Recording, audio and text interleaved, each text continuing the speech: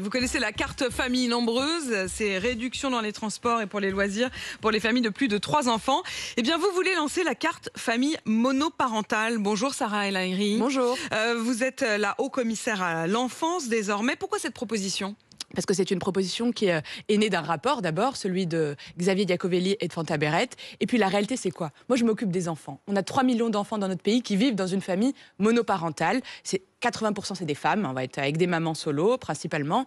Et la réalité, c'est quand tu vis avec un salaire, eh ben, c'est même pas la même chose que quand tu vis avec 2 salaires. Donc, on a plus d'enfants en situation de pauvreté ou de vulnérabilité dans ces familles monoparentales. Ça marcherait dès le premier enfant ? Là, pour le coup, il n'y aurait pas un nombre d'enfants. Ah non, dès le premier enfant, de manière universelle, sans voir la question des revenus. Donc, ce n'est pas lié à une politique sociale, mais à une politique familiale. C'est lié à la réalité de la composition de la famille.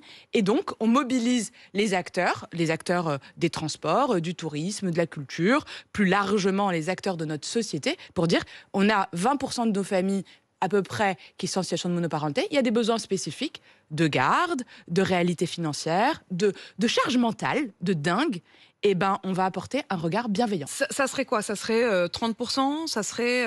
Franchement, là, c'est les discussions. La ministre Catherine Vautrin a lancé un groupe de travail plus technique sur la mise en œuvre. La discussion avec la SNCF va être extrêmement importante. Moi, j'ai d'énormes enjeux avec eux parce qu'on a aussi la question de la place des enfants dans les transports en commun.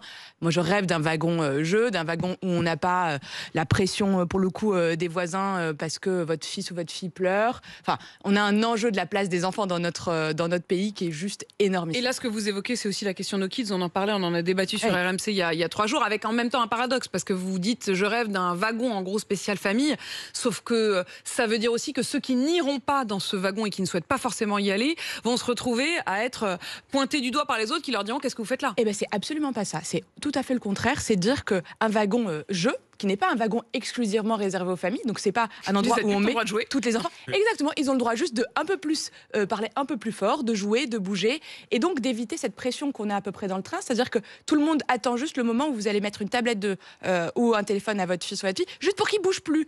Et dans le fond, c'est cette injonction. Moi, je suis pour le choix individuel des parents de s'ils veulent aller dans un wagon famille ou pas, mais un espace, comme on a un espace bar. Ça, pour le coup, on intègre tous le fait qu'un espace bar est bien dans un train, et ben un espace et qu'on peut y parler fort et ben c'est pareil à plusieurs. Sarah El Haïry, sur cette carte famille nombreuse, c'est vrai que la carte famille nombreuse actuellement, elle est finalement donnée aussi par la SNCF. C'est une carte au départ de la SNCF, même si désormais elle s'est élargie. Cette carte famille monoparentale, je poserai tout à l'heure la question à Jean-Pierre Farandou pour savoir si oui ou non il est ouvert à cette question, mais le débat est déjà lancé. Est-ce que ça existe ailleurs ? Écoutez, ça n'existe pas spécifiquement ailleurs sur la famille monoparentale. Mais notre société française, elle a évolué. Et aujourd'hui, quand on est à entre 20 et 25% des familles, donc quasiment un quart, il est légitime de se poser la question. Comme d'ailleurs la carte famille nombreuse, elle a évolué. Et donc aujourd'hui, elle intègre les familles recomposées, ce qui n'était pas le cas initialement.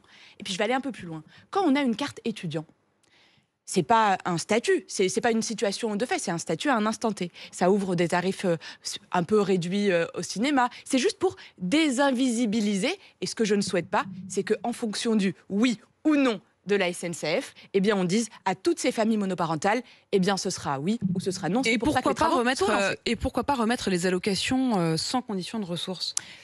C'était le cas jusqu'au gouvernement sous François Hollande qui a désuniversalisé les allocations familiales. Ça correspond à un moment aussi où la natalité a été en baisse. Est-ce que c'est pas un combat que vous devriez mener ? Moi, très sincèrement, ma famille politique et ma pensée personnelle, elle est favorable à une allocation dès le premier enfant, puisque je considère que la politique familiale, elle doit être liée à l'enfant. Et donc, quelle que soit la réalité financière. Et par contre, il faut compléter cette politique familiale par une politique sociale qui accompagne les vulnérabilités, les besoins spécifiques.